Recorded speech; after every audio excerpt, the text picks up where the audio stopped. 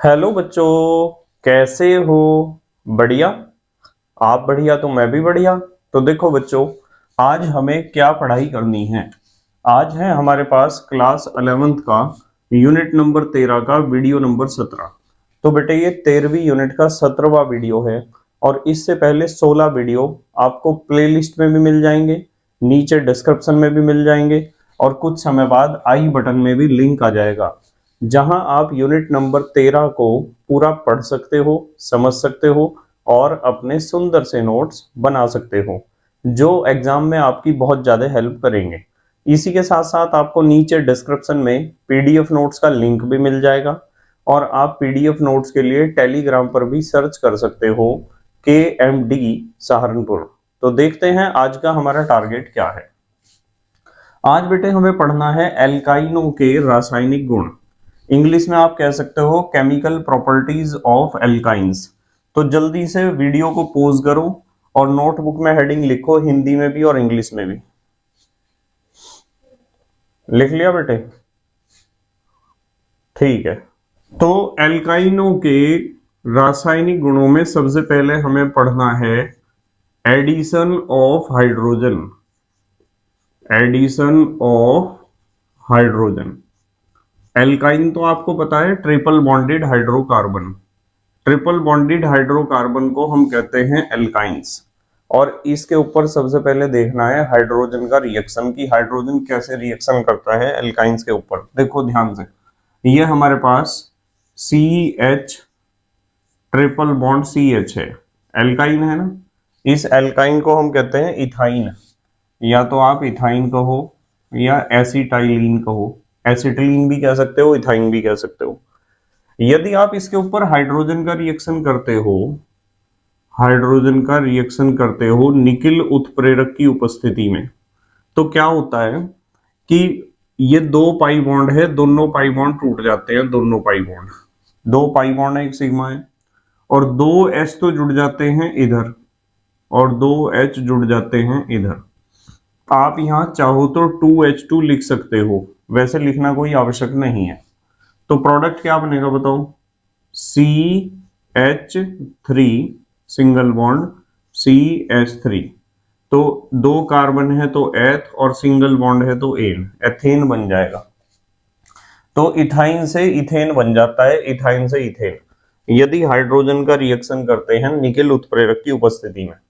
पर मैंने आपको दो उत्प्रेरक समझाए थे, एक तो समझाया था लिंडलार उत्प्रेरक, यहां तो उत्प्रेरक है निकेल, एक तो लिंडलार उत्प्रेरक बताया था।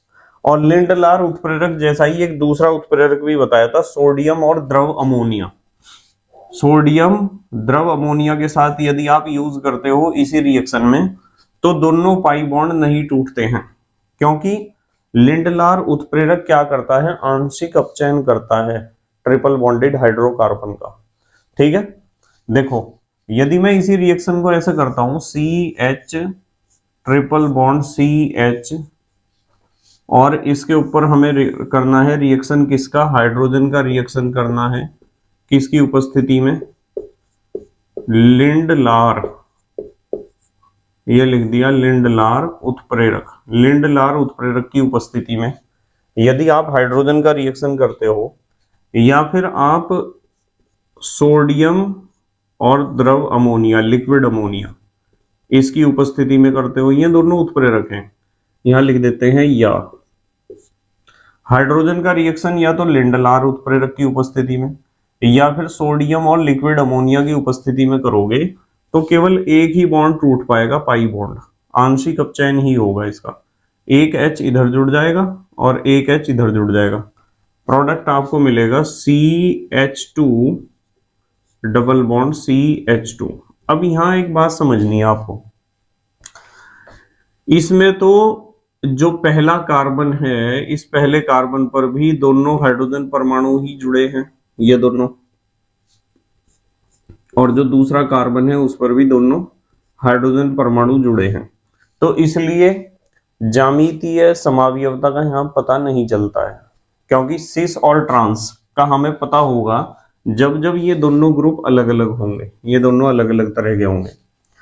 तो यदि लिंडलार उत्प्रेरक का प्रयोग करते हैं तो हमें प्रोडक्ट मिलता है सिस फॉर्म, और यदि सोडियम और लिक्विड अमोनिया उत्प्रेरक का यूज करते हैं तो ट्रांसफॉर्म हमें प्रोडक्ट मिलता है। इस चीज को समझने के लिए हमें एक रिएक्शन और समझनी पड़ेगी। इसमें तो दोनों कार्बन आइडेंटिकल थे, ठीक है। देखो चलो, अच्छा एक यौगिक देखो CH3 single bond C triple bond C CH3, यहां देखो जरा, इसमें समझ में आएगा। इसे हम क्या कहते हैं, कितने कार्बन हैं ये हैं 4 कार्बन, ब्यूट और दूसरे कार्बन पर ट्रिपल बॉन्ड है, ब्यूट 2 आइन है। यदि मैं कहूं कि इसके ऊपर रिएक्शन करना है हाइड्रोजन का निकिल उत्प्रेरक की उपस्थिति में, तो आप कहोगे कि सर निकिल उत्प्रेरक तो दोनों पाई बॉन्ड को तोड़वा देगा, और 2H तो इधर जुड़ जाएंगे और 2H इधर जुड़ जाएंगे। तो प्रोडक्ट हमारा क्या बनेगा, हमारा प्रोडक्ट बनेगा CH3 सिंगल बॉन्ड। देखो यहां क्या लिखूंगा मैं, CH2, ये लिखा CH2 और फिर सिंगल बॉन्ड बचेगा, फिर भी क्या आएगा CH2 और फिर आएगा CH3। तो ब्यूट 2 इन से हमें मिला ब्यूट एन, क्या मिला, ब्यूट एन। ब्यूट 2 आइन से हमें ब्यूटेन मिला, ठीक है। पर यदि मैं इसी के ऊपर देखो जरा, CH3 single bond C triple bond C single bond CH3, ये भी ब्यूट 2 आइन है। इसके ऊपर हाइड्रोजन का रिएक्शन कराएंगे, हाइड्रोजन का रिएक्शन कराएंगे और लिंडलार उत्प्रेरक की उपस्थिति में, यहां लिखते हैं लिंडलार उत्प्रेरक। तो यदि लिंडलार उत्प्रेरक की उपस्थिति में रिएक्शन आप कराओगे तो ये बात तो पक्की है कि एक ही पाई बॉन्ड टूटेगा, क्योंकि ये आंशिक अपचयन करवाता है ट्रिपल बॉन्डेड हाइड्रोकार्बन का। एक H इधर जुड़ेगा, एक H इधर, और आपको प्रोडक्ट ऐसा मिलेगा कुछ, कार्बन और कार्बन के बीच डबल बॉन्ड होगा, दोनों हाइड्रोजन एक तरफ होंगे, जो जुड़े हैं नए हाइड्रोजन ये वाला और ये वाला, और दोनों मिथाइल ग्रुप एक तरफ होंगे, ठीक है। अब देखो हमें पता है कि इसमें कार्बन परमाणुओं की श्रृंखला में 1 2 3 4 सदस्य हैं, तो ये ब्यूट 2 इन है, दूसरे कार्बन पर डबल बॉन्ड है, पर सेम ग्रुप सेम साइड है, तो इसलिए इसे आप कह सकते हो सिस फॉर्म। तो इसका नाम है सिस ब्यूट 2 इन, ये है इसका नाम, सिस ब्यूट 2 इन। इस चीज को ध्यान रखना है आपको कि यदि आप एल्काइन यानी ट्रिपल बॉन्डेड हाइड्रोकार्बन, इसका हाइड्रोजनीकरण या इसका अपचयन करते हो लिंडलार उत्प्रेरक की उपस्थिति में, तो आंशिक अपचयन होगा, और आंशिक अपचयन से जो प्रोडक्ट आपको मिलेगा वो सिस फॉर्म मिलेगा। कैसा मिलेगा, सिस फॉर्म प्रोडक्ट लिंडलार उत्प्रेरक से, ठीक है। अच्छा यदि आप सोडियम और द्रव अमोनिया का यूज करते हो, देखो CH3 single bond C triple bond C single bond CH3, ये भी ब्यूट 2 आइन था और ये भी ब्यूट 2 आइन है। इसके ऊपर करेंगे हाइड्रोजन का रिएक्शन, हाइड्रोजन का रिएक्शन करेंगे सोडियम और द्रव अमोनिया, ये वाला उत्प्रेरक यूज करेंगे, ये भी आंशिक अपचयन को ही करता है, एक बॉन्ड टूटेगा, एक H इधर एक H इधर, पर इस बार जो आपको प्रोडक्ट मिलेगा ना, कार्बन डबल बॉन्ड कार्बन, उसमें यदि यहाँ H है और यहाँ CH3 है, तो यहाँ CH3 होगा और यहाँ होगा H, यानी सेम ग्रुप अपोजिट साइड होंगे। देखो ये ग्रुप अपोजिट साइड है, ये भी अपोजिट साइड है, यहाँ सेम ग्रुप सेम साइड थे। तो जब भी लिंडलार उत्प्रेरक का प्रयोग करते हैं तो सिस, हमें सिस प्रोडक्ट मिलता है, और जब भी सोडियम और लिक्विड अमोनिया उत्प्रेरक का यूज करते हैं तो ट्रांस प्रोडक्ट मिलता है। तो ये भी 1 2 3 4 ब्यूटीन है और दूसरे कार्बन पर डबल बॉन्ड है, पर यहाँ सिस की जगह क्या है, ट्रांस, इसका नाम होगा ट्रांस ब्यूट 2 इन, ट्रांस ब्यूट 2 इन। तो ये अंतर आपको याद रखना है, एग्जाम में ये बात पूछी जाती है कि क्या होता है जब ब्यूटूआइन पर हाइड्रोजन की अभिक्रिया कराई जाती है लिंडलार उत्प्रेरक की उपस्थिति में। तो आपको प्रोडक्ट सिस फॉर्म बनाना है। क्या होता है जब ब्यूटूआइन पर अभिक्रिया कराई जाती है हाइड्रोजन की सोडियम और लिक्विड अमोनिया की उपस्थिति में, तो प्रोडक्ट आपको ट्रांसफॉर्म मिलेगा। ठीक है, जल्दी से पोज करके लिखो। अच्छा, फिर अगली बात बताता हूं। लिख लिया बेटे? ठीक है। दूसरा जो रासायनिक गुण हमें पढ़ना है वो है एडिशन ऑफ, एडिशन कहते हैं जुड़ने को, योग होने को। एडिशन ऑफ X2, X2 का मतलब आपको पता है हेलोजन, हेलोजन का योग, कि हेलोजन कैसे जुड़ता है ट्रिपल बॉन्ड पर। ठीक है, बहुत सिंपल सा रिएक्शन है, एकदम समझ में आ जाएगा। देखो CH ट्रिपल बॉन्ड CH, ये है एसिटाइलीन, ठीक है, या आप कह सकते हो इथाइन। जब इसके ऊपर आप रिएक्शन कराते हो Cl2 का, क्लोरीन का रिएक्शन कराना हमें, और क्लोरीन का रिएक्शन जब कराओगे तो एक पाई बॉन्ड टूट जाएगा, एक Cl इधर जुड़ जाएगा, एक Cl इधर, तो प्रोडक्ट मिल जाएगा आपको CHCl और डबल बॉन्ड CHCl। ठीक है, तो ये जो प्रोडक्ट आपको मिला है इसका नाम है, एसिटिलीन था, एसिटिलीन का डाई क्लोराइड मिला है, तो आप इसका नाम लिख सकते हो एसिटाइलीन डाइक्लोराइड, एसिटाइलीन डाइक्लोराइड। अब इसके ऊपर यदि फिर दोबारा से आप Cl2 का रिएक्शन करा दोगे तो फिर एक पाई बॉन्ड टूट जाएगा, एक Cl इधर, एक Cl इधर, यहां बनेगा CHCl2 और फिर सिंगल बॉन्ड CHCl2। अब हर एक कार्बन के 4 सिंगल बॉन्ड पूरे हो चुके हैं। ठीक है, इसे हम कहते हैं, भाई इसके पास 2 क्लोराइड थे तो डाई क्लोराइड कह दिया, इसके पास 2 2 4 हैं तो टेट्रा क्लोराइड, इसका नाम हो जाएगा एसिटाइलीन टेट्रा क्लोराइड, टेट्रा क्लोराइड। ठीक है, एसिटाइलीन टेट्रा क्लोराइड। वैसे आपकी नॉलेज के लिए इसका एक और नाम होता है, वो भी ध्यान रखना है, इसे वेस्ट्रॉन भी कहते हैं।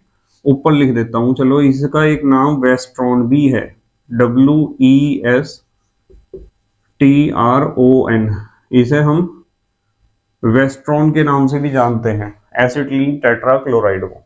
ध्यान रखना कभी इस नाम से एग्जाम में क्वेश्चन आ जाए। अब यदि कोई आपसे पूछता है कि इस पर्टिकुलर रिएक्शन में हेलोजन की रिएक्टिविटी का सीक्वेंस क्या है, ठीक है, तो आप लिख सकते हो, एक हेडिंग लिखते हैं नोट, देखना ध्यान से, यदि क्रियाशीलता देखनी हो, ठीक है, reactivity of halogen in this reaction, इस अभिक्रिया में हेलोजन की रिएक्टिविटी का क्या सीक्वेंस होगा, उसके बारे में बात करेंगे। आपको ध्यान रखना है कि भाई Cl2 सबसे ज्यादा रिएक्टिव होगा, उससे कम रिएक्टिव होगा Br2, उससे कम रिएक्टिव होगा I2। कभी कभी ऐसा होता है कि I2 इतना कम रिएक्टिव होता है कि रिएक्शन यहीं रुक जाती है डबल बॉन्ड पर, डबल बॉन्ड से सिंगल बॉन्ड तक नहीं जाती रिएक्शन, यदि I2 के साथ आप रिएक्शन करा रहे हैं। ध्यान रखना, कभी कभार इस तरह का क्वेश्चन आ जाता है पेपर में। ठीक है, अब आते हैं नंबर 3 पर। तीसरा रासायनिक गुण हमें देखना है हाइड्रोजन हैलाइड का योग। योग को क्या कहते हैं? Addition, addition of hydrogen halide. Hydrogen halide को हम शॉर्ट में कहते हैं HX। इस रिएक्शन को ध्यान से समझना है आपको, ये इंपॉर्टेंट है, ये इंपॉर्टेंट है, एडिशन ऑफ HX। अब हमारे पास मान लो CH ट्रिपल बॉन्ड CH है, सबको पता है इसका नाम है एसिटाइलीन या एसिटिलीन या इथाइन। इसके ऊपर जब भी आप HX का रिएक्शन कराओगे हाइड्रोजन हैलाइड का, मैं HX की जगह ले लेता हूं HCl, X की जगह Cl ले लो आप, Cl, तो क्या होगा, एक बॉन्ड टूट जाएगा, आपको पता है प्लस माइनस, एक तरफ तो H पॉजिटिव जुड़ेगा, एक तरफ Cl नेगेटिव। यहां बनेगा आपके पास CH2 ही बनेगा ना, CH2 डबल बॉन्ड बचेगा CHCl, ठीक है। CH2 double bond CHCl। आपको बताया कि ये विनाइल ग्रुप है, ये विनाइल क्लोराइड, आप चाहो तो कह सकते हो विनाइल क्लोराइड। अब यदि इसके ऊपर फिर दोबारा से आप HCl का रिएक्शन करा दोगे ना, HCl का प्लस माइनस, तो आपको ये तो पता कि एक पाई बॉन्ड बचा है, टूट जाएगा, पर किधर H जुड़ेगा किधर Cl, तो हमें यहां लगाना पड़ेगा मार्कोनिकॉफ रूल। मार्कोनिकॉफ का नियम लगेगा यहां, इसलिए इंपॉर्टेंट है ये रिएक्शन। कौन सा लगेगा नियम? मार्कोनिकॉफ का नियम। नेगेटिव पार्ट वहां जुड़ेगा जहां कम हाइड्रोजन होंगे। यहाँ इस कार्बन के पास एक हाइड्रोजन है, इसके पास दो हैं, तो यहाँ तो जुड़ेगा Cl नेगेटिव और यहाँ जुड़ेगा H पॉजिटिव, तो ये क्या बन जाएगा CH3, तो ये बन गया CH3 सिंगल बॉन्ड, और यहाँ CHCl2 नंबरिंग करोगे 1 2, तो 1 डाई क्लोरो इथेन है इसका नाम, 1 डाई क्लोरो इथेन, ठीक है। नाम लिख सकते हो 1 die chloro ethane, 1 die chloro ethane, ये प्रोडक्ट मिला। तो आपको ये चीज ध्यान रखनी है, हाइड्रोजन हैलाइड आप चाहे HCl ले लो या HBr ले लो या HI ले लो, ठीक है। और एक चीज यहां भी मैं आपको बता देता हूं, यहां भी एक चीज आपको ध्यान रखनी है कि यदि आप रिएक्टिविटी देखते हो, क्रियाशीलता देखते हो, reactivity of HX hydrogen halide की इन दिस रिएक्शन, इस रिएक्शन में HX की रिएक्टिविटी यदि आप देखते हो तो HI सबसे अधिक क्रियाशील होगा, क्योंकि उसका बॉन्ड कमजोर है, जल्दी टूट जाएगा। HI के बाद HBr और सबसे कम क्रियाशील होगा HCl, ठीक है। ये चीज ध्यान रखनी है आपको, जल्दी से पोज करके लिखो बेटे, लिख लिया? ठीक है। नंबर 4 पर हम देखेंगे एडिशन कहते हैं योग को, जुड़ने को। एडिशन ऑफ कंसंट्रेट H2SO4 सांद्र सल्फ्यूरिक अम्ल का योग। सांद्र सल्फ्यूरिक अम्ल ट्रिपल बॉन्ड पर किस प्रकार जुड़ता है? देखो CH ट्रिपल बॉन्ड CH, ये है आपका एसिटाइलीन, ठीक है। एसिटाइलीन कह दो, एसिटिलीन कह दो, इथाइन कह दो। इसके ऊपर आप रिएक्शन कराओगे H2SO4 का। H2SO4 को ऐसे लिखोगे H bond HSO4 plus minus, देख लो ध्यान से, H bond HSO4 plus minus, तो एक पाई बॉन्ड टूट जाएगा, एक तरफ तो H पॉजिटिव जुड़ेगा और एक तरफ जुड़ेगा HSO4 नेगेटिव, यह बन जाएगा आपका CH2 डबल बॉन्ड CH और CH के आगे जुड़ गया HSO4, CH के आगे क्या जुड़ा? HSO4। अब यदि इसके ऊपर फिर दोबारा से आप रिएक्शन कराते हो H2SO4 का, तो प्लस माइनस, अब यहां मार्कोनिकॉफ रूल लगेगा MKR, मतलब आप यूं देखोगे कि इस कार्बन के पास दो हाइड्रोजन है, इस हाइड्रोजन को इसके पास डायरेक्ट नहीं मान सकते आप, ये संयोजकता सल्फर की पूरी कर रहा, इस कार्बन के ऊपर सीधा नहीं जुड़ा हुआ है हाइड्रोजन, ये वाला ध्यान रखना। तो नेगेटिव पार्ट जुड़ेगा कम हाइड्रोजन पर, यहाँ एक हाइड्रोजन है यहाँ दो, तो यहाँ तो जुड़ेगा वही वैसे ही जैसे यहाँ जुड़ा था H पॉजिटिव, और यहाँ जुड़ेगा HSO4 नेगेटिव, प्रोडक्ट आपका बन जाएगा CH3, तो ये है सिंगल बॉन्ड CH और एक HSO4 पहले से ही था, एक और आ गया, तो यहां आप लिख सकते हो HSO4 का होल ट्वाइस, ये प्रोडक्ट आपको मिलेगा। ये रिएक्शन भी आपको जरूर आनी चाहिए, ठीक है। ये विनाइल ग्रुप है CH2 डबल बॉन्ड CH, ठीक है, विनाइल हाइड्रोजन सल्फेट, आप इसका नाम लिख सकते हो विनाइल हाइड्रोजन सल्फेट। ठीक है, ये CH2 डबल बॉन्ड CH जो होता है वो विनाइल ग्रुप होता है और आगे एक बॉन्ड खाली है। ठीक है, अच्छा इसे आप कहोगे ethylidene hydrogen sulphate. Ethylidene, ethylidene hydrogen sulphate, ethylidene hydrogen sulphate. ठीक है, तो ये रिएक्शन आपको ध्यान रखनी है, एडिशन ऑफ कंसंट्रेट H2SO4 कि कंसंट्रेट H2SO4 कैसे जुड़ता है ट्रिपल बॉन्ड पर। अब हम बात करेंगे नंबर 5 पर। एक इंपॉर्टेंट रिएक्शन है, इसमें बच्चे बहुत कंफ्यूज होते हैं, लिख दिया मैंने इंपॉर्टेंट। बात करेंगे एडिशन ऑफ H2O की। एडिशन ऑफ H2O कि जल का योग कैसे होता है ट्रिपल बॉन्ड पर, इसे ध्यान से समझना है सबको। ये हमारे पास CH ट्रिपल बॉन्ड CH है, जिसे आप कहते हो एसिटाइलिन या एसिटिलीन गैस। ये हमारे कोर्स में है। जब इसके ऊपर आप रिएक्शन कराओगे HOH का यानी जल का, प्लस माइनस में ही तो टूटेगा, तो एक बॉन्ड टूट जाएगा। इधर H प्लस जोड़ दो, इधर OH माइनस जोड़ दो, ऐसे ये हो जाएगा CH2 डबल बॉन्ड CHOH, ये प्रोडक्ट बनेगा। आपको पता है कि ये विनाइल ग्रुप है, विनाइल अल्कोहल कह सकते हो आप इसे। विनाइल के ऊपर OH जुड़ा हुआ है तो आप कह सकते हो विनाइल अल्कोहल, विनाइल अल्कोहल। अब समझना है ध्यान से, ये जो विनाइल अल्कोहल है इसके ऊपर आप जब दोबारा H2O का रिएक्शन कराते हो ना, मान लो फिर दोबारा से आपने जल का इसके ऊपर रिएक्शन करा दिया, तो एक बॉन्ड टूट जाएगा यहां से और यहां लगेगा मार्कोनी-कॉव्स रूल MKR। नेगेटिव पार्ट देखो, इस कार्बन के पास एक हाइड्रोजन है, इस कार्बन के पास दो, नेगेटिव पार्ट वहां जुड़ेगा जहां कम हाइड्रोजन होंगे, OH नेगेटिव इधर और H पॉजिटिव इधर, यानी उसी तरीके से जैसे यहां जुड़े थे, बिल्कुल सेम तरीका MKR की वजह से।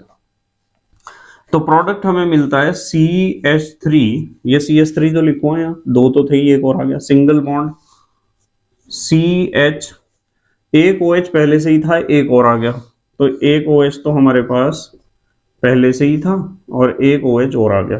तो इस तरह का एक प्रोडक्ट मिलता है कि एक ही कार्बन के ऊपर दो OH आ जाते हैं। अब ये बहुत काम की बात है, सब बच्चों को ध्यान से समझनी है कि एक कार्बन के ऊपर एक से ज्यादा OH नहीं रुक सकते, और यहां तो है एक कार्बन के ऊपर दो OH, तो ये होता है अनस्टेबल। अनस्टेबल का मतलब अस्थाई, और इसे स्थायी करने के लिए क्या होता है, इसमें से H2O निकलता है, H2O ऐसे, यहां से H और यहां से OH, इस तरीके से ये H2O निकलता है इसमें से, और H2O निकलने से हमें प्रोडक्ट मिलता है CH3 सिंगल बॉन्ड CHO। इसे आप कहते हो एसीटल्डिहाइड, एसीटल्डिहाइड। ये चीज सब बच्चों को बिल्कुल आनी चाहिए। अब देखो मैं बताता हूं आपको एक बात, एसीटल्डिहाइड मिल गया। अब यहां जो है, यदि आप इस रिएक्शन में, कुछ राइटर्स ने क्या लिख रखा देखो मैं बताता हूं, यदि इस रिएक्शन में आपने प्रयोग कर लिया H2SO4, मतलब जल तो है ही आपके पास, जल तो है ही, H2SO4 प्लस HgSO4, यदि इस उत्प्रेरक का प्रयोग करा ना, इसकी उपस्थिति में जल का रिएक्शन कराया, तो उन लेखकों का मानना यह है कि ये जो प्रोडक्ट आपको विनाइल अल्कोहल मिला था CH2 डबल बॉन्ड CHOH, इसमें समावयवीकरण हो जाता है, आइसोमेराइजेशन हो जाता है, यानी ये हाइड्रोजन यहां आ जाता है। तो समावयवीकरण होने से क्या होता है, यही प्रोडक्ट मिल जाता है हमें। यहां लिख देता हूं मैं, समावयवीकरण, आइसोमेराइजेशन। देखो समावयवीकरण में क्या होगा, ये H यहां आ जाएगा CH3, ये डबल बॉन्ड सिंगल बॉन्ड में कन्वर्ट हो जाएगा, ये बचेगा CHO, तो भी एसिटल्डिहाइड ही बनेगा, तो भी क्या मिलेगा, एसिटल्डिहाइड। और ये जो समावयवीकरण मैंने यहां लिखा है ना, ये जब H अपनी जगह बदल के इधर आ रहा ना, तो इसे आप चलावयवता कह सकते हो। क्या कह सकते हो? चलावयवता। मैं यहां लिख देता हूं, समावयवीकरण में भी कौन सा देखने को मिलेगा आपको? चलावयवता। आपको चलावयवता देखने को मिलेगा यहाँ। चलावयवता को आप क्या कहते हो इंग्लिश में? टोटोमेरिज्म। तो इस रिएक्शन को इसलिए मैंने इंपॉर्टेंट बताया था, ये ध्यान से आप इस रिएक्शन को समझ लेना। एडिशन ऑफ H2O को आप दो तरीके से इसे समझा सकते हो। दोनों तरीके मैंने आपके सामने एक्सप्लेन कर दिए। जल्दी से पोज करके लिखो। अच्छा, आप पोज करके लिखो बेटे। लिख लिया? ठीक है। छठे नंबर पे हम पढ़ेंगे एडिशन ऑफ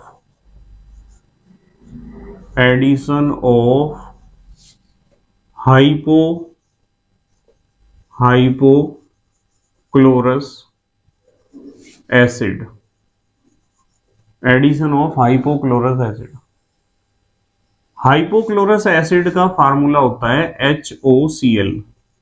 इसमें ये तो नेगेटिव पार्ट है, ये पॉजिटिव, इसकी भी जरूरत पड़ती है, ध्यान से समझ लेना जरा।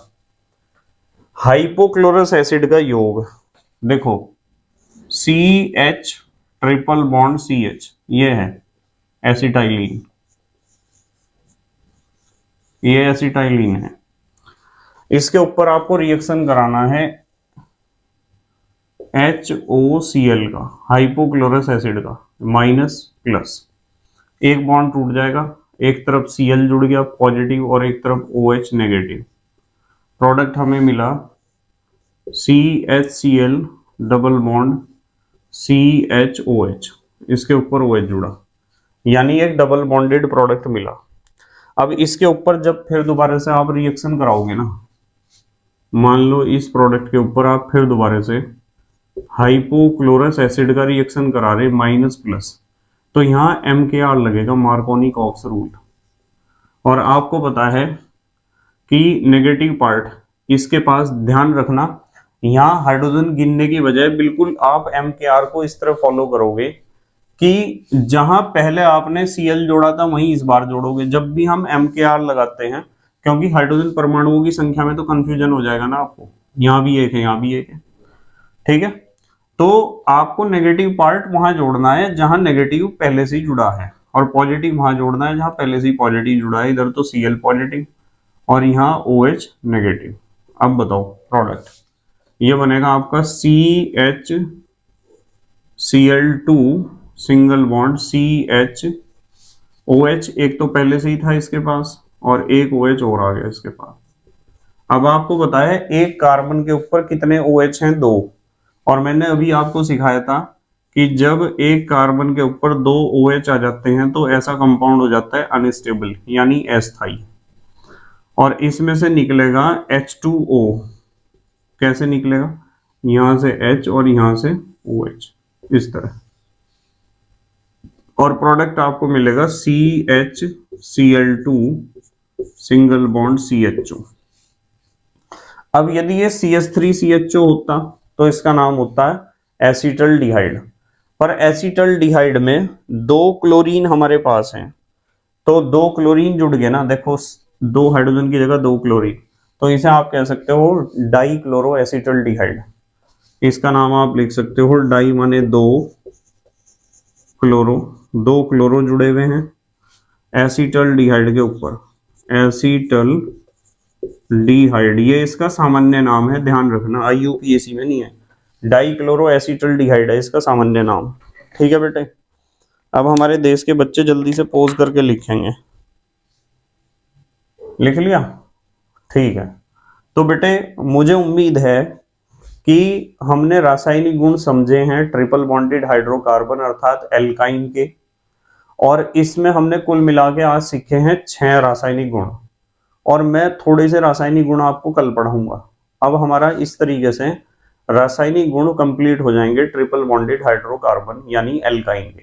बस मेहनत और ईमानदारी से पढ़ाई करते रहो और अपने हैंड रिटन नोट्स बनाते रहो। तो thank you very much for watching this video. Okay, bye.